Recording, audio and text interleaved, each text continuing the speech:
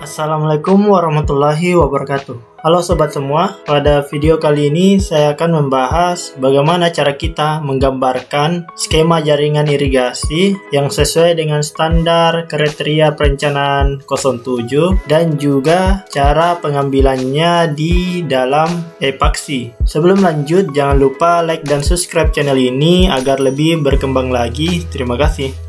Saya ingin menyampaikan skema jaringan irigasi itu adalah di mana kita membuat gambar kerja penentuan dari saluran yang ada di irigasi. Misalnya saluran primer, sekunder, tersier, dan bangunan pelengkapnya. Dan juga memberikan nama atau nomenklatur dari setiap bangunan jaringan irigasi itu. Selanjutnya, kalian membuatkan gambar yaitu standar KP07. KP07 standar penggambarannya ada di sini. Nah, ini standar-standar atau simbol-simbol penggambarannya. Seperti untuk garis saluran pembuang sampai muka ini, dia memiliki ketebalan begini dan jenis garis yang dipakai. Dan juga bentuk simbol untuk kayak misalnya bangunan terjun sampai bendungannya, kita sesuaikan dengan KP07. Misalnya untuk box tersier di sini, dia memiliki jarak 2,5 mm untuk kotaknya. Nah, kita cek di sini. Ini dia box tersier. Biar kita klik dulu shortcut UN untuk melihat apakah ini sudah milimeter atau apa satuannya. Nah, kita ubah jadi milimeter, lalu klik OK. Lalu kita klik shortcut DI, dis. Nah, kita cek dulu ini. Nah, di sini dia ukurannya 2,5 sudah sesuai dengan standar KP07. Nah, ini dia saya sudah buatkan. Untuk kalian yang ingin gambar ini, kalian bisa download di deskripsi. Oke, selanjutnya kita memulai dengan menggambar sesuai yang ingin kita gambarkan daerah irigasinya. Nah, saya sudah buka di sini epaksi. Nah, di epaksi ini ada aset irigasi seperti yang sudah saya sampaikan. Apa-apa yang dibutuhkan untuk membuat skema jaringan irigasi yaitu saluran seperti primer sampai tersier, bangunan pelengkap, dan notifikasi nomenklatur dari bangunan dan salurannya.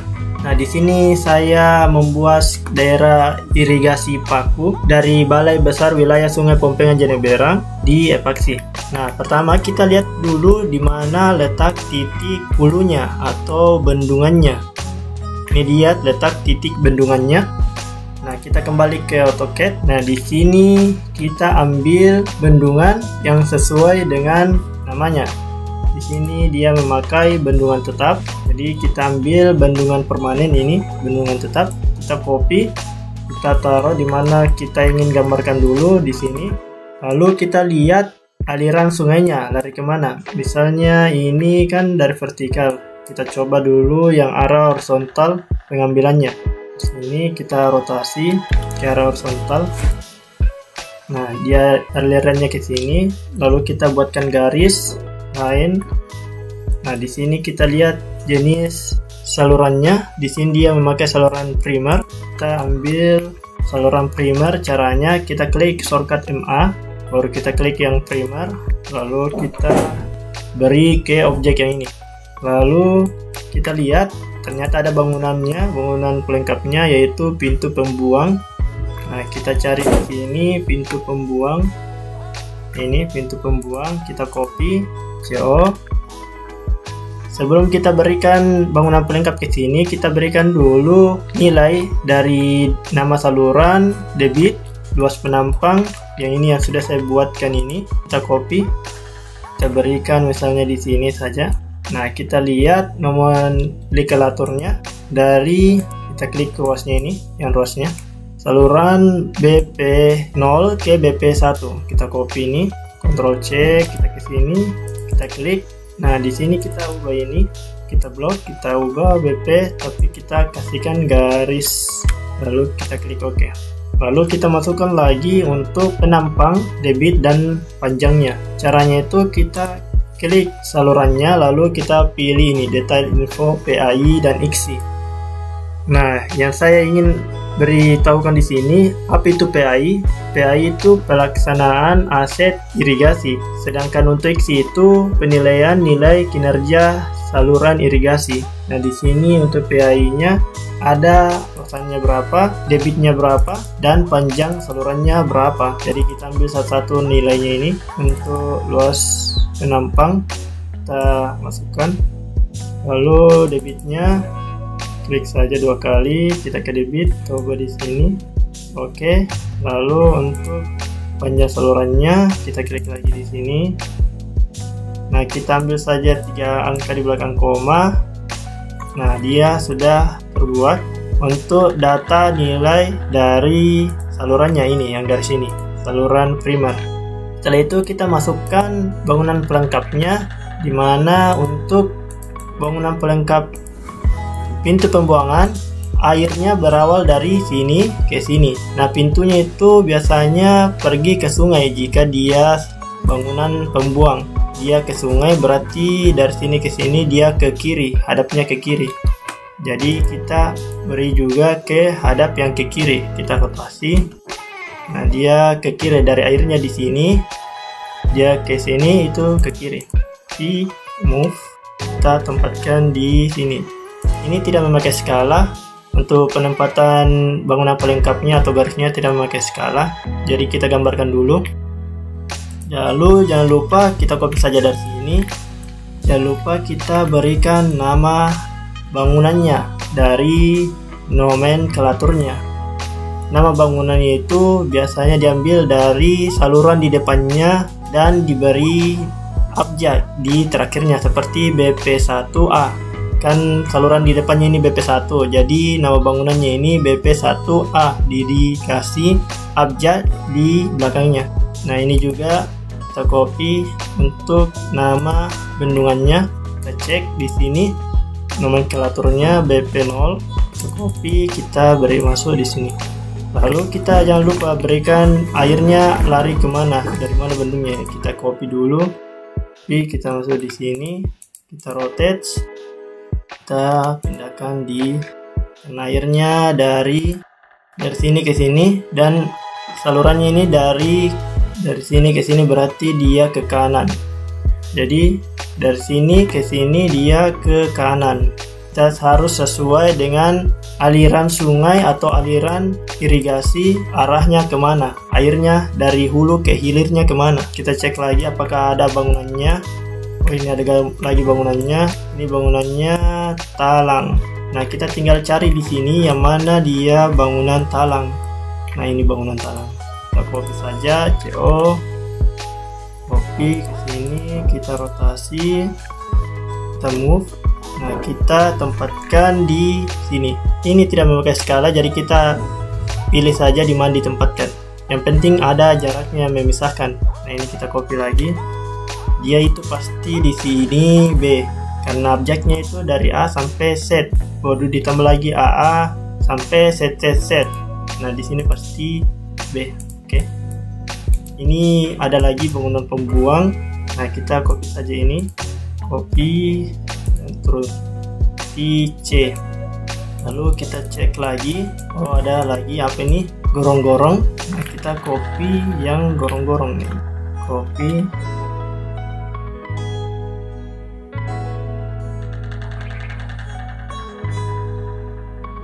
Ini pasti deh.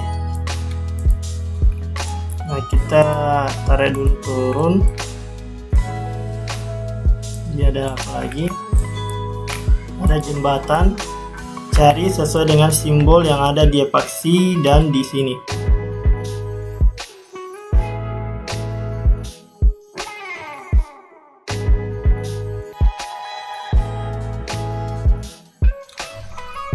Nah, selanjutnya kita isi dulu bangunannya ini sesuai dengan bangunan apa saja yang ada melintas di salurannya sampai ke titik bangunan sadapnya.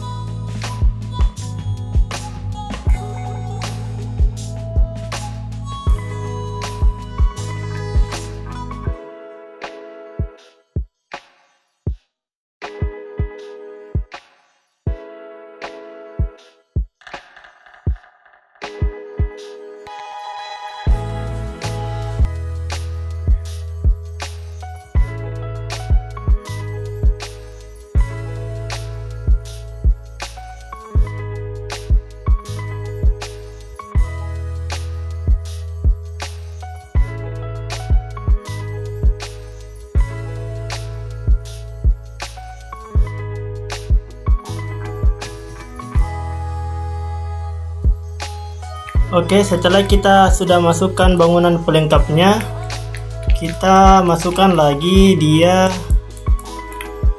bangunan sadap atau bagi sadap. Nah, di sini saya ingin jelaskan apa perbedaannya itu bangunan sadap dan apa perbedaannya itu bangunan bagi dan sadap.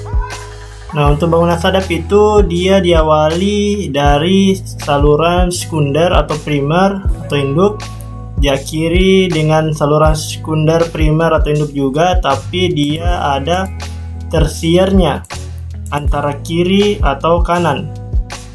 Sedangkan untuk bangunan bagi dan sadap, saluran pertama itu sekunder, induk atau primer, di mana dia terbagi menjadi dua lagi antara primer atau sekunder. Antara ini primer dan primer, tetapi ada lagi saluran sekunder, atau antara induk dan ada primer. Juga memiliki lagi saluran tersier antara kiri atau kanan. Nah, di sini dia termasuk bangunan bagi sadap. Nah, kita ambil ini yang bagi sadap. Kita copy, lalu kita tempatkan di sini. Lalu kita lihat di sini arah airnya dari hulu ke hilir, kan dia arah dari sini ke sini sama ke sini. Jika dia ke sini berarti dia ke kanan, jika dia ke sini berarti dia ke kiri. Nah, untuk ke kiri itu dia salurannya saluran sekunder, sedangkan untuk saluran ke kanan ini yang merah saluran primer. Nah, dia ada juga saluran tersiernya. Dia tersier KI berarti kiri, kalau KA berarti kanan, dia kiri. Jadi kita gambarkan dulu kiri dan kanan. Nah, kita berikan untuk salurannya, untuk sekunder MA, kan sekunder di sini ke kiri, jadi airnya dari sini ke sini tuh ini primer karena dia ke kanan. Kita MA primer dari sini ke sini tuh kanan, terus kalau ke sini tuh kita MA lagi saluran sekunder. Nah, setelah kita berikan begini, jangan lupa kita berikan juga dulu nama untuk saluran yang sudah kita buat ini. Nah, kita cek ini nama salurannya apa. Nah, saluran induk paku. Kita CO dulu ini, CO. Nah, lalu kita rotasi. Nah, untuk arahnya itu kita pilih mau arah begini atau ke sini. Saya coba ke sini. Klik 2 kali, lalu kita pilih yang ini. Kita perlebar. Nah, sudah ada namanya. Nah, bisa juga kita simpan di sini. Bagusnya di sini. Nah, kita tinggal edit. Nah, begini, ada namanya saluran induk paku. Setelah itu kita buatkan lagi tersiernya. Ini ada tersiernya. Nah, dia ini tersier KI. Jadi airnya dari sini turun, dia kiri ke sini, kiri. Nah, caranya saya buat kiri di sini, klik bulu lain, cari titik tengahnya, lalu saya pakai command arch. Nah, dari sini saya pilih saja yang mana titik tengah saja, ini baru ke. Nah, di sini sudah muncul titik tengahnya. Nah, kita masukkan ini di tengahnya ini, kita buka ortodoksnya F8. Nah, kita pilih derajat berapa, misalnya 317 derajat. Kita masukkan dulu nilainya, misalnya nilainya 40, lebih kecil dari 317. Klik enter atau spasi. Lalu kita samakan dengan garis tersiernya ini. Samakan MA dan tersier. Lalu kita cek apakah ada box tersiernya. Dia tidak memiliki box tersier karena langsung di ujung saluran. Jadi kita langsung saja kasih. Nah, ini untuk peta tersiernya. Nah, ada nama petanya, peta tersiernya, luasan areanya, dan debit desainnya. Dia satuannya liter per detik. Kita copy ini. Kita tempatkan di tengah. Setelah itu kita beri masukan nama tersiernya. Nah, di sini kita tambahkan R. Kenapa saya tambahkan R? Karena ini menandakan ruas untuk saluran. Jika dia bertanda B, begini B, berarti dia bangunan. Ini bangunan pelengkap, jadi diawali dengan B, bangunan. Jika diawali dengan R, berarti dia ruas. Nah, di sini sebenarnya harus diganti bukan B, tapi R. Ruas BP0 ke ruas BP1. Nah, selanjutnya kita masukkan debitnya sama luasannya. Kita klik di sini detail info PAI dan IKSI. Nah, di sini saya ingin jelaskan apa itu PAI dan apa itu IKSI. Nah, untuk PAI itu pengelolaan aset irigasi, sedangkan IKSI itu adalah indeks kinerja saluran irigasi.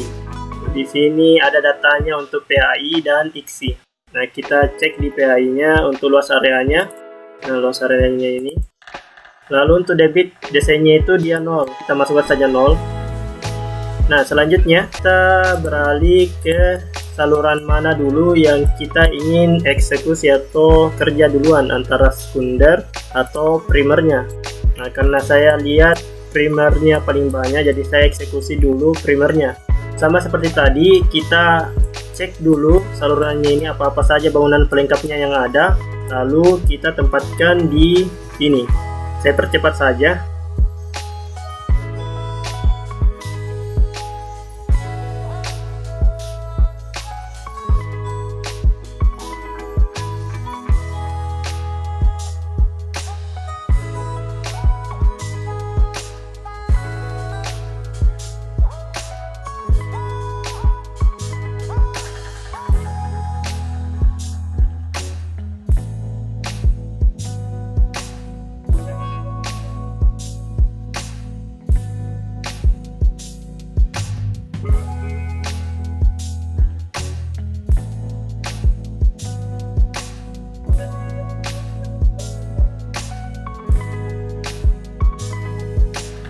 Nah, setelah kita sudah buatkan bangunan pelengkapnya, kita cek lagi ini bangunannya bangunan apa lagi. Nah, ini dia bangunan sadap BP2. Nah, kita ambil bangunan sadap.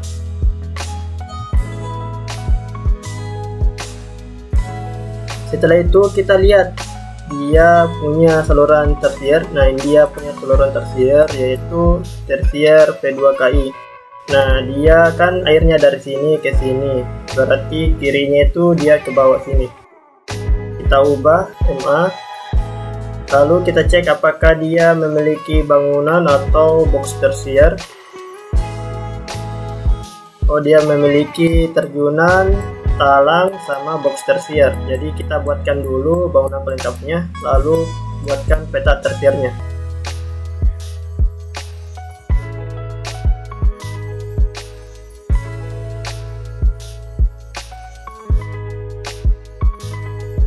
Setelah itu kita edit sesuai dengan nama dan nilainya yang ada.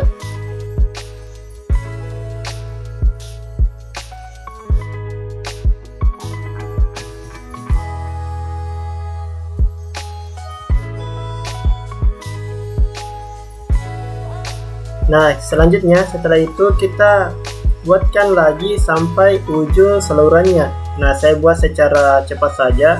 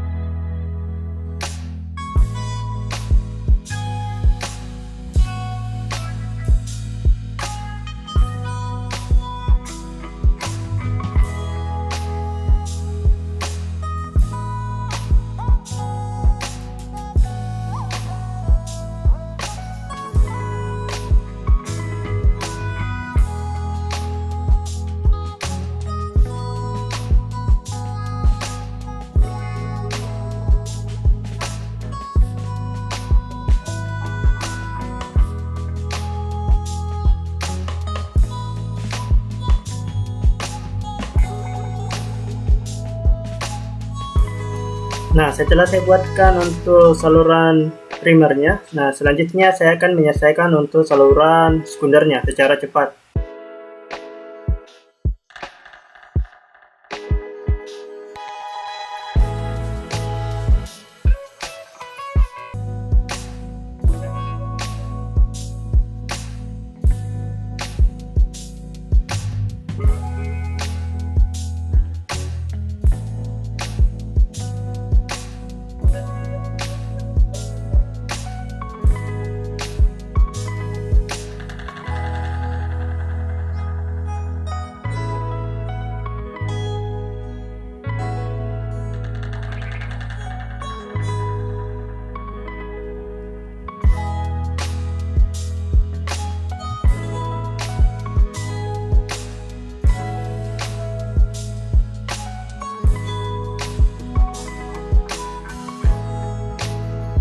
Nah, di sini saya ingin mau jelaskan dulu jika dia bercabang antara box. Nah, di sini kan ada box tersier, ada box tersier. Kenapa tidak bercabang? Kenapa langsung ada peta tersiernya? Nah, bisa cek KA, TI, SI 2KA, ini K T1, T2, SI.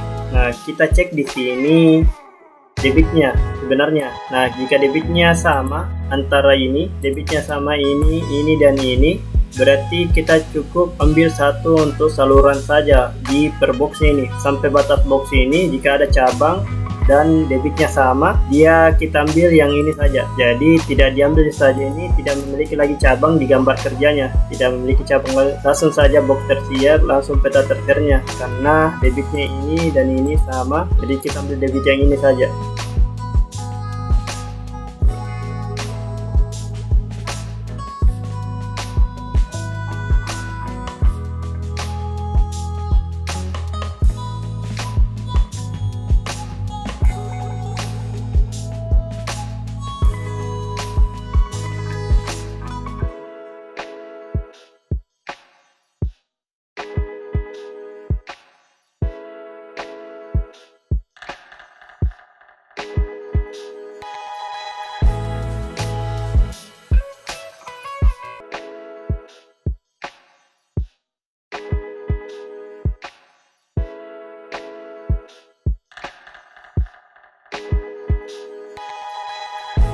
Nah, ini saya sudah buatkan gambar skemanya. Sebenarnya gambar skema itu terdiri dari dua, yaitu gambar skema jaringan dan skema bangunan pelengkap. Tapi saya satukan, jadi saya buat ini gambar bangunan pelengkap dan skema jaringan irigasi. Ini cara cepatnya untuk menggambarnya, seperti langkah-langkah yang sudah saya sampaikan. Mungkin itu saja yang bisa saya sampaikan pada video kali ini. Terima kasih. Wabillahi taufiq wal hidayah. Wassalamualaikum warahmatullahi wabarakatuh.